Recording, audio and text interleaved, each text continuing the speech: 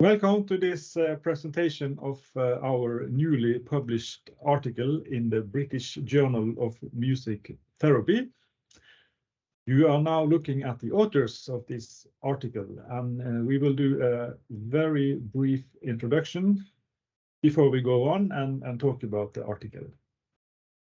My name is Viggo Krüger. I work at the Grieg Academy Center for Music Therapy Research in University of Bergen.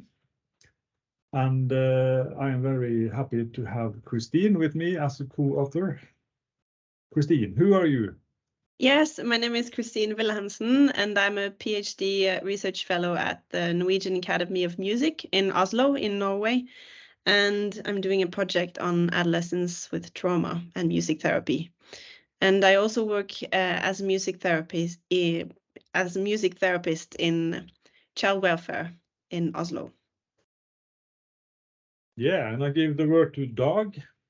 Yes, hello. My name is Dag Nordanger. I'm a specialist in clinical child psychology. I'm working at a regional trauma competence center, and I also I'm a professor in psychology at the university in Oslo. Yes, and I've been in the trauma field for many years. Thank you. Kathy? Hi, everyone. I'm Kathleen Murphy. I am the program director for the Music Therapy Master's Degree program at the State University of New York at New Paltz. And I am also a trauma-informed music therapist with expertise also in addictions, depression, and anxiety. Thank you. Yes, the data material for this article started 10 years ago, actually. It takes a lot of time to publish an article. And as a background for the article, we are dealing with the music workshop, Christine. And what is the music workshop? Yes, well, we thought we could start by setting the context in which the article is founded on. And what we try to do in the music workshop is to facilitate participation in music therapy for adolescents. And in the extension of this, we try to facilitate participation in the community and in a larger extent in the society. And in doing this, we try to listen to the young people's needs and what they want to do in order to facilitate this in a good way that fits them. And this takes a lot of time and effort to do this, and it's not always easy because young people do not always know what they want, or they are not always able to express what they need. And they may have bad experiences with adults, and they may struggle with different kinds of mental health challenges that makes life easy and social life difficult and stressful. So we try to do this in a good way, and that's why we have the trauma-informed care perspective that we use a lot in this work. And the music workshop have different forms, both individual programs and group programs. And we always start individually. And most often in my work, I start with meeting the young person in their home, where they live in the child welfare institution or in foster care. Sometimes they come to the music room if they feel that that's more safe for them. And after a while, we invite them to a room that is fit for music therapy when they are ready. And we always start with the young person's interests, both the instrument that they are interested in and the music that they like. And this is demanding for the music therapist, but we try to be very flexible and try to do what they want to do. And activities can vary, as we also describe in the articles, from listening to music and talking about music and what it does to us and what it means to us and when we listen to music and why. And we also write songs together about everything from things we like, or spring, or the winter, or snow, or sun, or hot chocolate, or other things like family or friends, and always sometimes it's difficult, sometimes it's very easy, and yeah, we try to invite them to write about many different things. Sometimes these songs get recorded in studios, and sometimes they are just kept between the music therapist and the young person.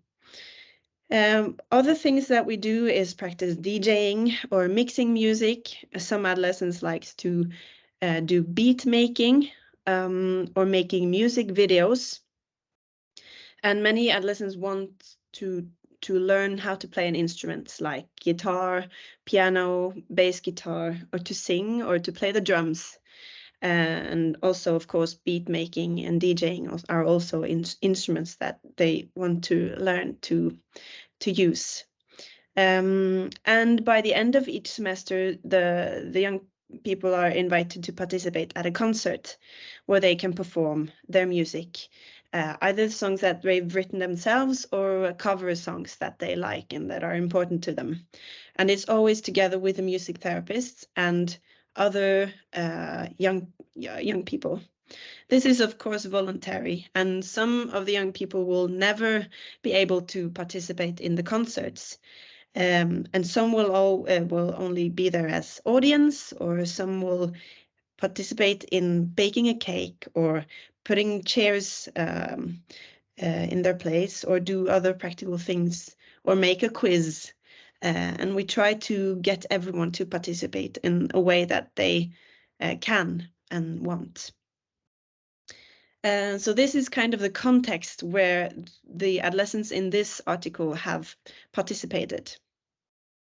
Yeah, and we asked them what they thought about this participation, and we got different answers to that. And some of these answers can be seen in relation to what you, Dag, will call a trauma-informed care perspective. And why do you think it's good for young people to do music?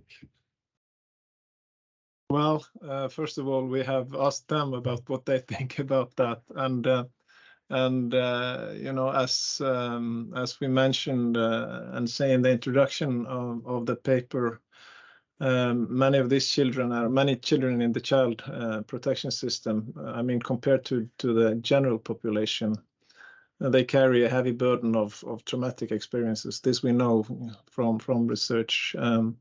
And that might be violence, abuse, and different kinds of maltreatment. And so Howard Bath, you know, the Australian psychologist, has proposed this model of trauma-informed care, where he sort of organizes the needs of children and these children into three pillars. That is safety, connection, and coping. And these are sort of pillars that sort of support development for all children, and that will be particularly important for children with traumatic experiences. And I guess we found that this model is a useful lens for understanding the statements of these adolescents who have been participating, you know, in the music therapy Christina explains, and have been interviewed. When it comes to sort of connection, I mean, they describe the problem of trust, right? That many children with adverse experiences very naturally have, and how music therapy sort of provide a safe space for the connections, for these relations they need for their development. And when it comes to coping, just to mention some aspects here, they also describe well this experiences of coping that music therapy gave them. One said that I feel that I can use music therapy to help me get through difficult times in my life and to help move forward. And others related it more directly to coping and dealing with difficult feelings. One said like it was a good way for me to express my feelings, my way of getting my thoughts down on paper, since I'm not good at talking with people. So yeah. So these are just some examples, but I think in some it's fair to say that we found this perspective could sort of illuminate or highlight the adolescent statements in a way that suggests that music therapy might be a quite, can I say, potent facilitator for the development for those with a history of trauma. And we know, as I said, many of them have that. Thank you, Dag, and thank you for your contribution, very valuable. And Kathy, your contribution here has been to look through the lens of music therapy and community music therapy. And if you are to sum up your reflections about the article, what would you say then? Well, I have two things. The first is, I think, and listening to what Christina had to say, it provides a model for music therapists to consider when they're working with individuals, children and adults, I would say, also who have had traumatic experience. And that's not throwing everybody into a group setting right away and not making everybody come to the clinic right away. Now, I do need to situate myself. I am a music therapist that works in the United States, and our healthcare system is a little bit different. And so, but I think this model is something that music therapists internationally can consider.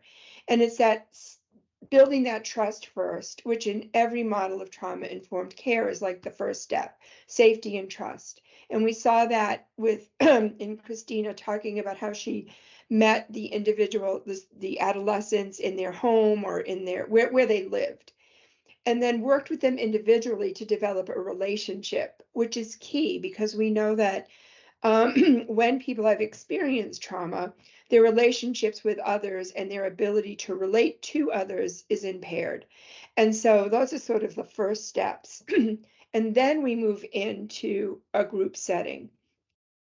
And then we move into a performance. And with each of those settings, the level of risk to the participant or to the adolescent actually increases a little bit, right? And so we're allowing somebody to practice taking risks, but in a safe, sort of protected environment, and to really experience what it's like to be in a trusting relationship and to work with an adult who respects their needs and what their preferences are. So that's the first thing, kind of thinking about this model, working to build trust across stages, and introducing risk in a graduated way.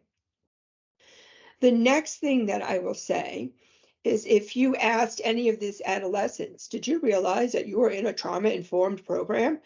They would say no, most likely, because the elements of trauma-informed care were introduced very subtly in the way that the program was established, right? So establishing safety, establishing trust, giving adolescents choice and voice. So when we think about adolescents who have been traumatized, most of them don't wake up in the morning and say, gee, I want to have a traumatic event happen to me today.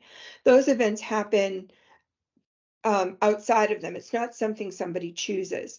And so coming into the music workshop and being able to make a choice and have their choice validated can be a totally new experience, right? And it can be scary, and that gets into the risk. But again, the more that you do something, the easier the easier it sort of becomes. And in doing that, in the choice, giving people choice and voice and letting them sort of see how they're how developing skills over time, the performance at the end is about empowerment. And it's about, I can use my experiences, I can process them in this creative way, and then I can share it with others in the way that's comfortable for me.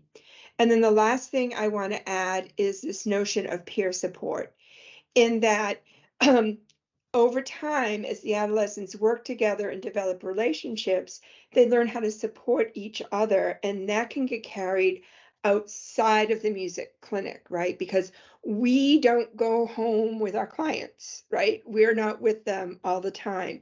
And the idea is that they can develop these skills and take them outside of the music therapy setting and incorporate them into daily life. Thank you, Kathy. And anything, many reflections that came up during this short presentations you want to share? I think it's for my own case, it has been really valuable to write with all of you, of course, but this possibility to write in an interdisciplinary manner with you, Dag, where we can kind of share perspectives and look at the data material from different angles has been a great possibility. Then we learned more about our own field of music therapy, and hopefully the field of psychology can learn from music therapy. Yeah, very much so. I mean, that goes really goes both ways, and for me, I mean, you know, coming from sort of the trauma field and sort of the child and development field, it when you see these, you know, adolescence statements, it also becomes so clear that yeah, music therapy really taps into many of the sort of factors that we are concerned about, and tries to facilitate from different angles in the trauma field, but in a way that I think really makes sense and can be a much lower threshold also for receiving help and support than many of the other things we have to offer in the clinic and in the wards. So it's very exciting to see it from that perspective. I guess we are only in the beginning phase of implementing music therapy with children and adolescents, and we have a long way to go, but we have done our effort now with this article, and hopefully all of you will find it worth reading. Thank you very much. Thank you. Thank you.